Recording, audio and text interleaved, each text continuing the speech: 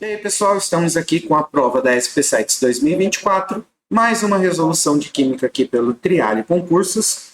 Vamos resolver, então, a questão 40 da prova do tipo C. Uma questão até que bem tranquila, que traz como contexto uma experiência no laboratório, na qual o professor ele dá 40 gramas de uma substância, que a gente não sabe qual é, a gente só sabe que é uma substância pura, e que nós temos 5 possibilidades, tá? Que são as 5 mostradas aqui na lista de possibilidades que eu estou marcando aqui para vocês, tá? E aí, para determinar qual dessas 5 opções eram, foi feito 2 testes. O teste constituía em que você jogar 10 gramas de soluto em 50 de água e observar que isso, após agitação, resultou numa mistura homogênea. Depois, você jogou 30 gramas desse soluto em 50 gramas de água e você teve uma mistura heterogênea com a formação de um corpo de fundo. Essas informações são o suficiente para a gente descobrir qual das 5 substâncias ali é o nosso soluto, tá? Nós temos aqui, então, uma tabela com o coeficiente de solubilidade de cada uma das substâncias. E uma coisa que eu vou prestar bastante atenção é que esse coeficiente de solubilidade ele tem como valor de referência 100 gramas de água. E observa que nas experiências foram utilizados 50 gramas de água, ou seja, metade do valor fornecido para a gente, tá? O coeficiente de solubilidade ele determina, então, qual é o meu limite, qual é a quantidade máxima de soluto que eu posso dissolver em 100 gramas. E para ficar mais fácil nossa análise, eu vou fazer o seguinte.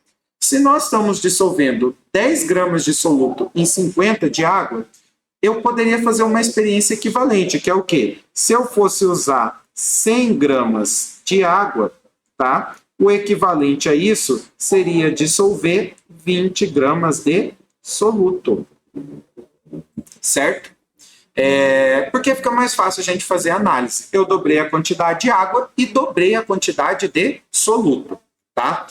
Pessoal, 20 gramas de soluto em 100 de água resultou numa mistura homogênea.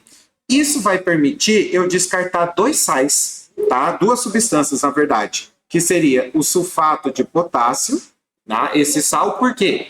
Porque em 100 gramas de água eu conseguiria dissolver no máximo 11,8.